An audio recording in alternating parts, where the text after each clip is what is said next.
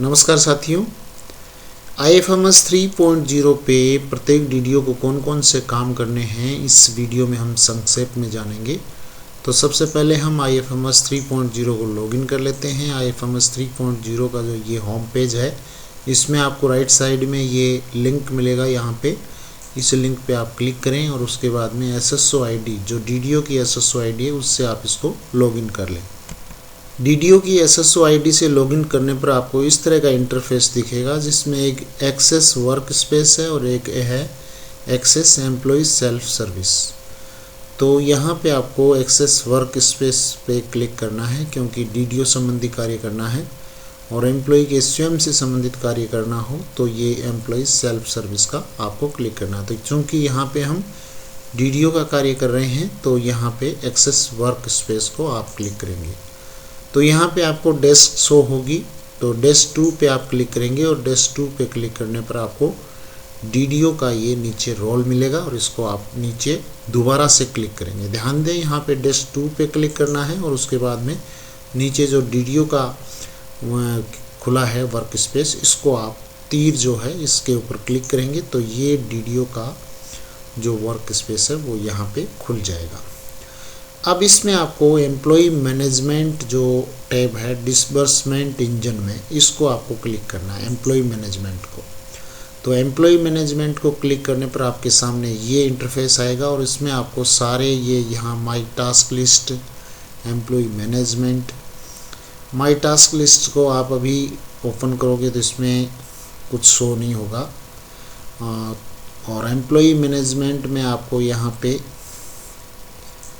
ये बहुत सारे ऑप्शंस नज़र आएंगे, employee registration, employee transfer management, employee modification. इनमें अभी आपका जो काम है लास्ट वाला जो है वेरिफिकेशन, और वेरिफिकेशन में एम्प्लॉय वेरिफिकेशन, इस पे आपको क्लिक करना। पहला काम आपका यही है। तो अगर आपकी मैपिंग हो चुकी है तो आप एम्प्लॉय वेरिफिकेशन का काम है वो शुरू कर दें। और एम्प्लॉय वेरिफिकेशन में आपको एम्प्लॉयज़ की लिस्ट शो होगी और यहाँ पे आपको कुछ नाम दिख रहे होंगे। ये वेरीफाई ये करना है, वेरीफाई अभी पेंडिंग है। और नीचे वाला वेरीफाइड शो हो रहा है, ये वेरीफाइड हो चुका है। और ऐसे ही ये भी वेरीफाइड हो चुका है और ये भी वेरीफाई हो चुका है। इस तरीके से इस लिस्ट में जो नाम है वो वेरीफाई हो चुके हैं और कुछ नाम है वो वेरीफाई किए जाने हैं। यहाँ पे आपको अगर सभी एम्प्लॉयज़ के नाम शो नहीं हो रहे हो तो आप इस 5 की बजाय यहाँ पे सेलेक्ट कर लें आप मैक्सिमम। जैसे मैं यहाँ पे शो कर दूंगा तो यहाँ पे आपको इस लिस्ट में शो, या आपके जितने एम्प्लॉयज़ हैं 100 से कम, वो सारे यहाँ पे शो हो जाएंगे। तो यहाँ हम देख रहे हैं कि सारे एम्प्लॉयज़ की लिस्ट है वो ओपन हो चुकी है और कुछ एम्प्लॉयज़ है वो मैं वेरीफाइड कर चुका हूँ, कुछ अभी किसी न किसी कारण से वेरीफाई नहीं हो पाए हैं, या तो उनका पोस्ट है वो अभी तक सैंक्शन यहाँ पे शो नहीं हो रहा है, क्योंकि एलिमेंट्री की पोस्ट है अभी तक शो नहीं हो रही है। इसका हम कैसे पता करेंगे वो हम नेक्स्ट जो सेकंड अपना काम है उसमें देखेंगे। लेकिन पहला जो डीडीओ का काम है मैपिंग होने के बाद, वो पहला काम यही है कि प्रत्येक एम्प्लॉय को आप वेरीफाई कीजिए, और वेरीफाई करने का यही प्रोसीजर है। यहाँ पे आपको प्रत्येक एम्प्लॉय को वेरीफाई करना है। एक एम्प्लॉय को हम वेरीफाई करके देखते हैं। जैसे मैं एक एम्प्लॉय को यहाँ पे वेरीफाई पे लेता हूँ तो यहाँ इनके संबंध में सारे जो डेटाज हैं तो वो आपको शो होंगे। इन डेटाज में कुछ जो डेटा है उनके आगे ब्लू टिक आपको मिलेगा, और एक जगह आपको यहाँ पे ये शो हो रहा है डेटा वैलिडेशन फेल्ड। तो यहाँ पे आपको क्या करना है, जैसे स्टेट सर्विस है इसको आप सब कैटेगरी में सेलेक्ट करेंगे। स्टेट सर्विस में राजस्थान एजुकेशन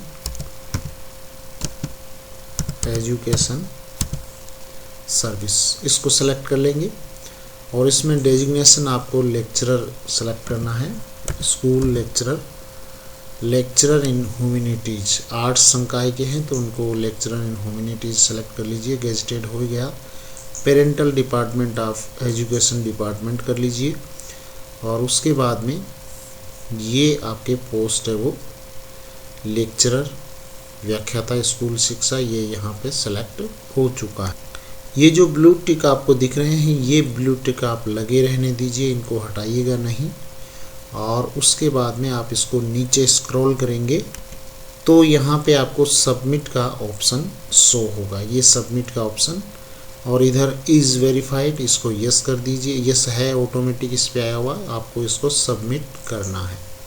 इसको जैसे ही सबमिट करेंगे यहाँ पे कंफर्मेशन मांगेगा और इसको आप यस कर दीजिएगा। यस करते ही ये details have been verified and updated successfully. इस तरीके से इन जो एम्प्लॉइज हैं, इनके अभी जो एम्प्लॉय हमने लिया उनके डेटा है वो वेरीफाई हो चुके हैं। इस तरीके से हमें एम्प्लॉय मैनेजमेंट में नीचे का जो टैब है एम्प्लॉय वेरिफिकेशन, इसमें जाके प्रत्येक एम्प्लॉय को वेरीफाई करना है, तभी फरवरी का वेतन है वो प्रोसेस हो पाएगा। पहला काम यही है। अब आप आ जाइए सेकंड नंबर काम पे। वर्क नंबर 2 क्या है उस पे आ जाते हैं। वर्क नंबर 2 में आपको यहाँ पे देखेंगे एम्प्लॉय मैनेजमेंट में पोस्ट एंड डेजिग्नेशन मैपिंग, ये आपको नाम शो होगा।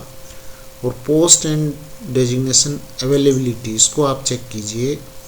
यहाँ पे आपको total post in your office ये 25 शो हो रही है।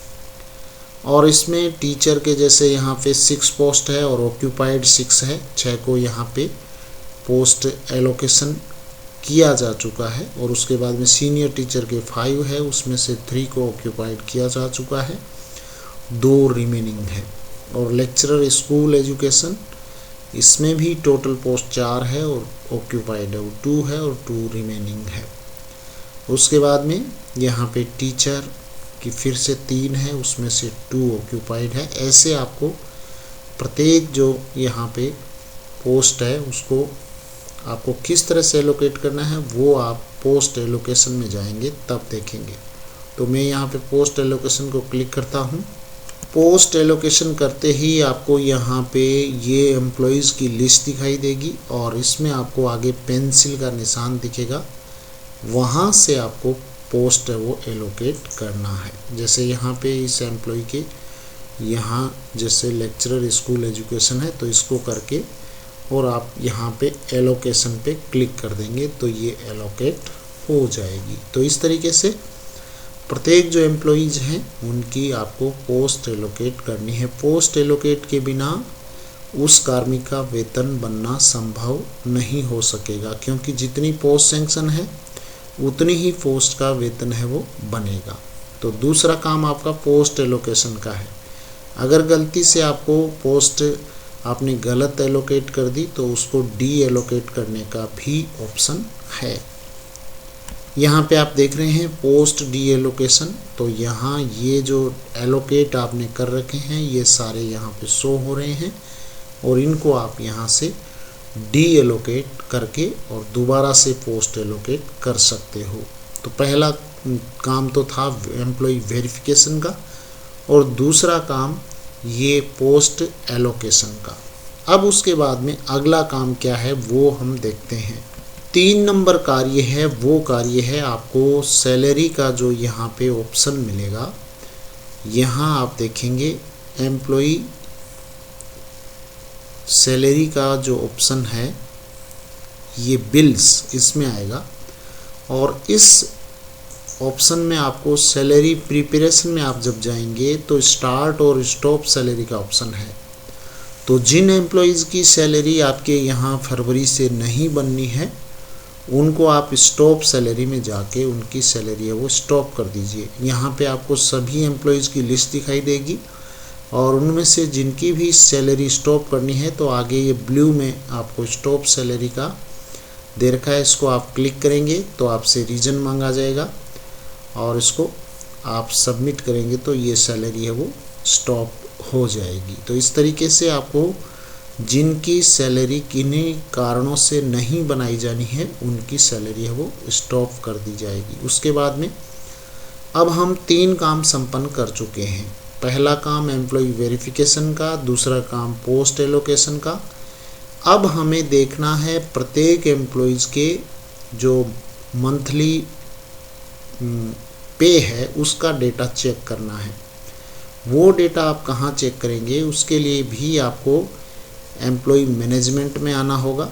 एम्प्लॉय मैनेजमेंट में आपको यहाँ पे ये जो बिल्स है सैंक्शन, यहाँ पे सैंक्शन आपको सैलरी सैंक्शन है, इसमें आपको आना पड़ेगा।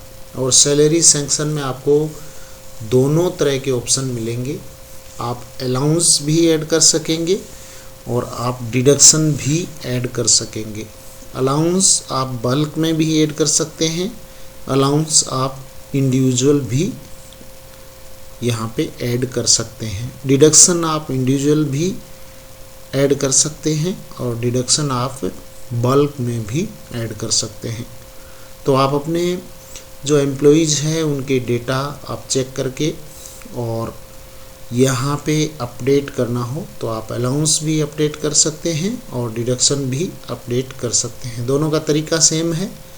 तो यहाँ पे हम डिडक्शन का एक देखते हैं, क्योंकि फरवरी के महीने में इनकम टैक्स का डिडक्शन है वो इम्पोर्टेंट है, फाइनल इनकम टैक्स डिडक्शन होना है।